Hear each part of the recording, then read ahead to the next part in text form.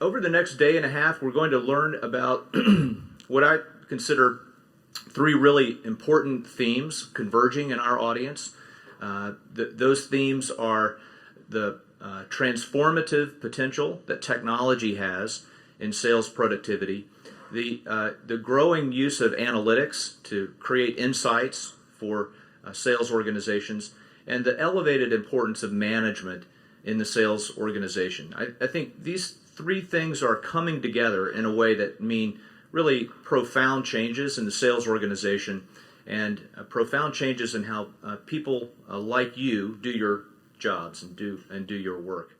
So this morning we're going to hear from our first speaker who is going to talk on one of those themes on analytics, and that's Mike Moorman. So I'm very happy to introduce Mike to you now.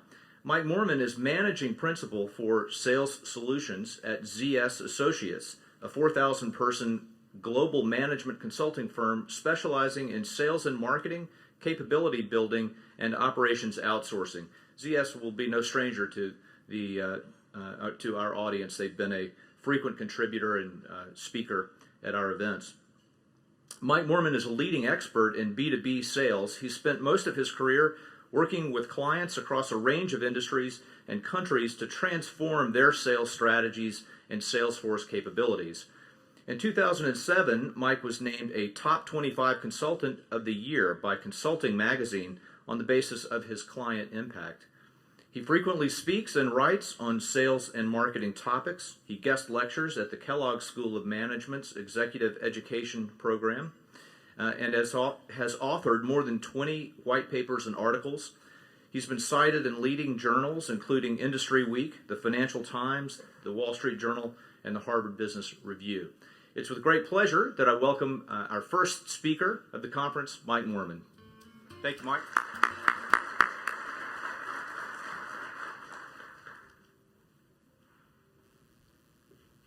Thanks, Bob. Welcome. Good morning.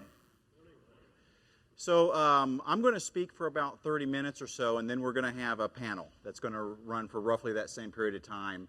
And I'd like to start with a statement, maybe an assertion, really, that is perhaps a little bit provocative from some of your perspectives. From others, maybe my assertion will be a little bit obvious or even passé compared to where you're thinking your organization is. But the assertion is the following, that sales is in a period of really unprecedented change. That our profession is in a state of change that is probably greater and more dynamic than in any other time in the history of sales. I think sales has probably changed more in the last 5 to 7 years than it has in the prior 50 to 70 years, which can be very exciting for us, for those of us that are in the profession. Let me see if I can get this to... Perfect. So a state of change, a state of significant change. And I think many of you have seen the statistics that are out there. There's a lot of research out there on what's going on in sales, a lot of really good research that really points to some of the forces that are driving the change in sales. Things like twice as many competitors today as there were some number of years ago. Things like customers having access to 20 times the data that they used to have. And of course, the power shift that goes along with that from sellers to the buyers, as the buyers have that kind of information at their disposal. Things like a majority of buyers preferring to self-educate, at least around things like the basic information on products and services or credentials, buying process sophistication, increased formalization of buying processes, increased expectation and demand for quantified ROIs, and the list goes on and on. We're in a state of change, and the change is really impacting all aspects of sales, and maybe you're feeling it in your organization. So the role of the sales organization, the way that we sell, the kind of people and knowledge that are required in today's selling environment, and the ways that we need to support and enable the sales organization, all in a state of flux right now. Whether that's a good thing or a bad thing probably depends a little bit on your vantage point. There are certainly some out there that kind of are holding the perspective that these are not the greatest days for sales, that because of all of these forces, sales is becoming less important. And it'd be interesting to kind of contemplate what is your executive team's perspective on your sales organization. Is sales becoming less important? One of the things that camp will point to is that sales has a tougher time now than they used to. It's certainly the case. I don't think anybody would dispute that selling is more complex today than it ever has been in the past. Okay, it probably is. More challenging today than it ever has been in the past. That's probably true also. But what the doomsayers might kind of point to is that, yeah, and salespeople have less influence because of the shift in power in information, but they might also point to the digital phenomenon. And so the question with digital is, hey, is digital equal the death of the sales force? People can go online now and get the information they need. And there is a camp out there, and I think there's probably a case to be made that digital will have an impact on sales, particularly for salespeople who are predominantly information providers. The classic, I'm going to use a derogatory term for that, which would be the walking catalogs or brochures. Predominantly information providers and order takers, digital is probably a big threat to those people. And we can probably accept that. But I think that we would put out a point of view that's actually quite the opposite of the point of view that sales is becoming less important. I think our point of view is actually that sales is becoming more important than ever. And there's at least 3 reasons why this would be true. One is that customers, and there's a lot of data on this, that customers are telling us that, in fact, they do still want to interact with salespeople, particularly in the more complex stages of the buying process, okay?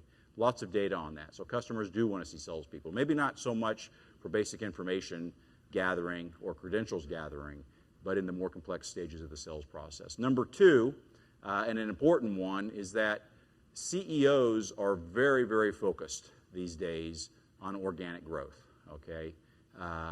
Not that organic growth is never not important, but it's a particularly high level of importance right now for many C-suites. And the minute we start getting focused on organic growth, that puts a big, bright spotlight right on the sales organization. So that's out there. And then the number 3 factor, I think, that really bolsters this case that sales is becoming more important than ever is probably maybe the most important of the 3. And that is many organizations are beginning to really recognize that the sales force is not a cost center. In fact, the sales force can be a strategic asset to our company. Point to me a company that's not struggling with commoditization and fighting the forces of their products and services being rapidly replicated by the competitors. That's all organizations today. In that kind of environment, I think what organizations are beginning to experience is that, hey, the sales force themselves can be actually a major point of our value differentiation. Not just in the way that they communicate and prove value, but in the ways that they actually create value through the sales process itself. So the sales force role in the value strategy continues to elevate. And I think the recognition of the sales force role in the value strategy continues to elevate. All of this adding up to, I think, our point of view, which is, hey, sales is not becoming less important. It's exactly the opposite. Sales is becoming more important. And why do I share this with you in a topic on analytics? Well, one is to celebrate the fact that we're all participating, I think, in a very exciting time for sales. But also, as we think about analytics, of course, that's an example of an investment area for sales force effectiveness. And I wouldn't be as excited to invest in something that was in decline, which I don't think is the case for sales. I think sales is actually on the rise. And the forces behind sales and the fact that this is a very exciting time for sales helps put wind in, hopefully, some of the investment that we might be willing to make in analytics. So I'm going to talk specifically about analytics, but before we go there, a couple of things. One, let's keep in mind that sales organizations and the sales function is probably the single most complex function of most business enterprises. I have a framework up here. I'm certainly not going to go through all aspects of this framework, but to develop a highly effective sales organization goes well beyond throwing some training at the sales organization and changing the comp plan. Okay, and I picked those 2 on purpose. 2 very important drivers, but 2 that are really dramatically overused. There are at least 30 drivers of sales force effectiveness, and we have them shown here. And one of the challenges for sales executives is going to be to continue to up their sophistication in terms of understanding the broader sales force effectiveness system and moving beyond kind of a narrow perspective, perhaps training and compensation, to a broader perspective in terms of how do you actually build and drive a highly effective sales organization. We're going to talk about analytics, but recognizing that analytics also is not a silver bullet. It's the broader system perspective that ultimately gets us there. So I want to share 3 predictions with you. And I have to admit they're more or less my predictions. I didn't get my colleagues' permission to share these predictions. But I think most of them would agree with me on these predictions. Prediction number 1 is that information provider sales reps probably are going to be disintermediated, at least to a degree. I've already foreshadowed that. If your sole function in life is to provide information as a field salesperson and take orders, we can do that much more cost effectively through digital or through call centers. That's just the reality, and it's already beginning to happen. And so, okay, that dynamic is probably going to take place. But hand in hand with that, that doesn't mean that sales is getting less important. Prediction number 2 is that the sales force is actually going to be recognized as more and more important for all the reasons that I already described. Yes, we might end up with less salespeople than we have today. I don't know that that'll be the case, but it's possible because of the disintermediation. But the sales function itself isn't getting less important. It's getting more important, and I think that recognition will increase. And number 3 prediction, and this one ultimately brings us back to this topic of analytics, the number 3 prediction is that competency will be king. Okay, so what do I mean by that?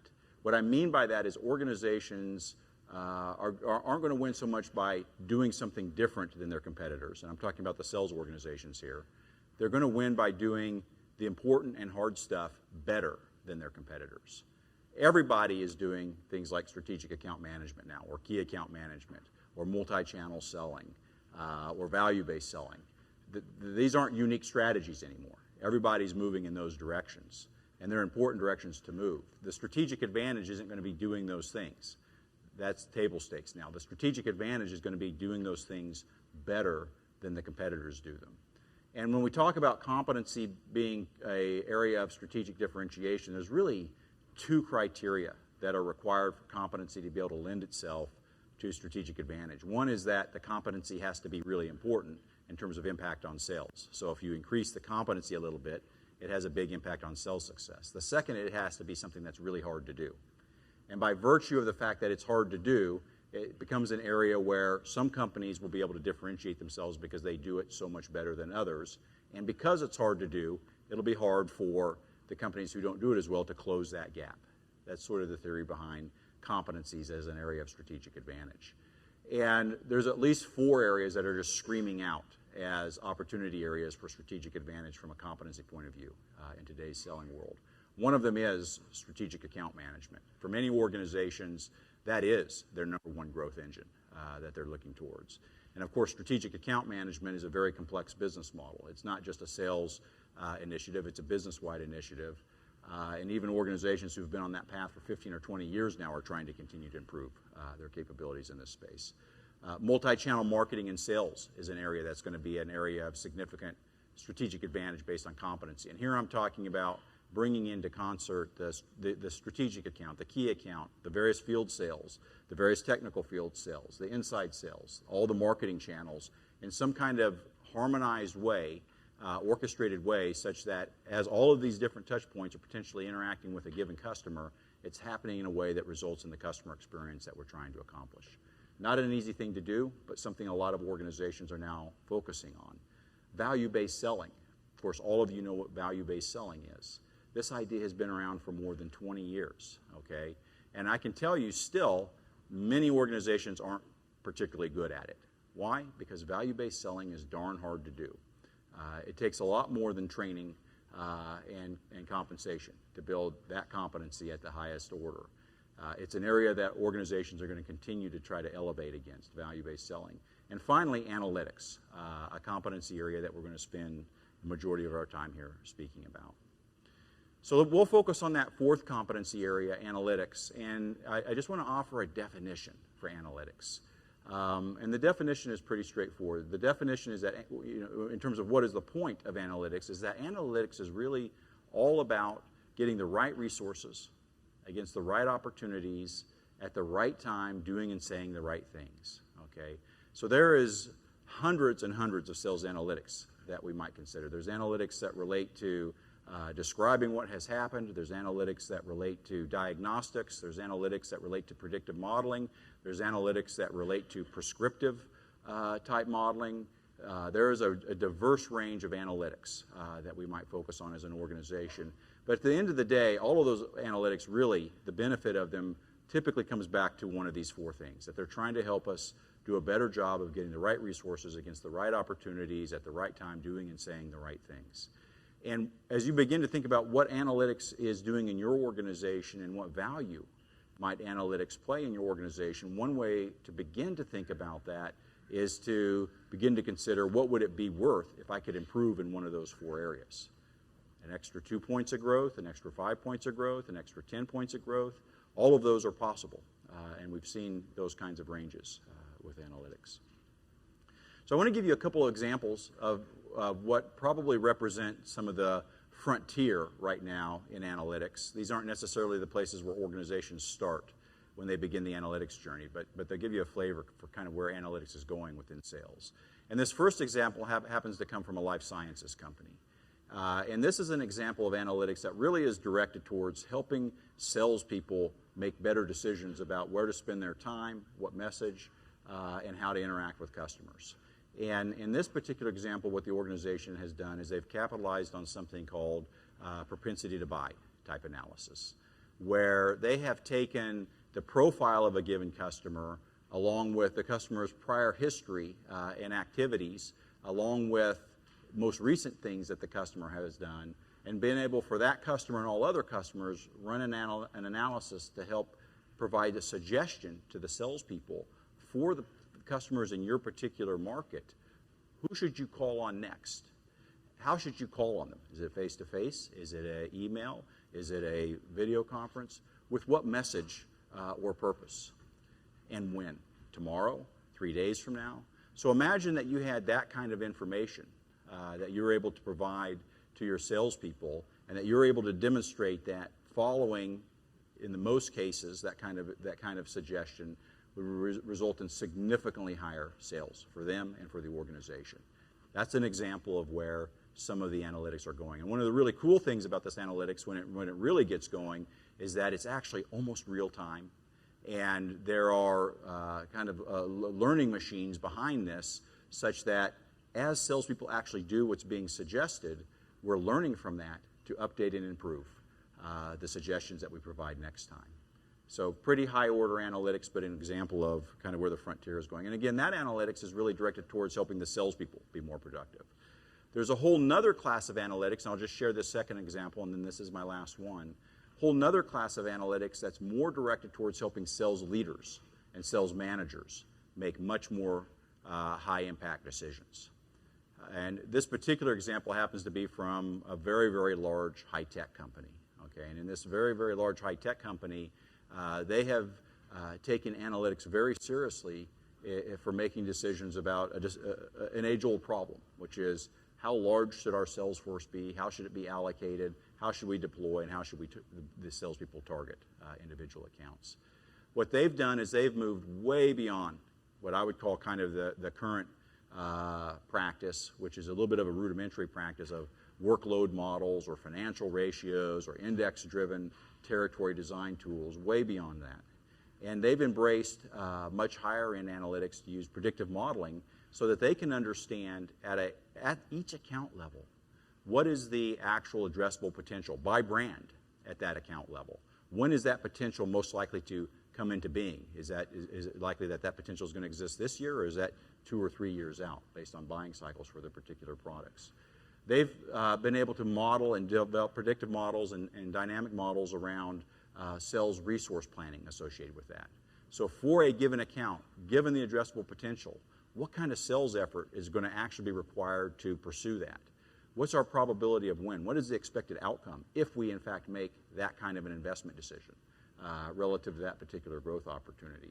And as they gain that insight at a very granular level and they aggregate that up, then they're much better at being able to say, well, here's how many sales people we actually need, and here's the financial return directly associated with that. And by the way, here's where that's going to come from at a customer level.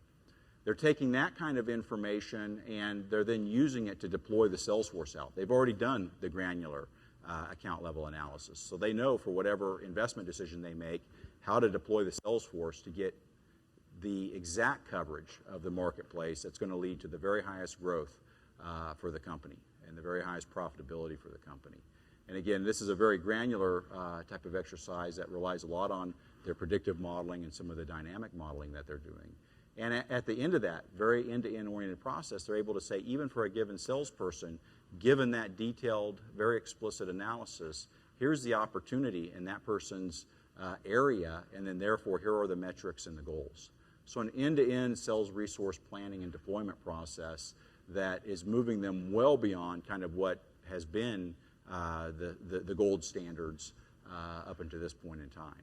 And in their particular case, what's this worth? Well, it's worth a lot. On average, improving these kinds of decisions is worth somewhere 2 to 10% of growth. So a big move for them.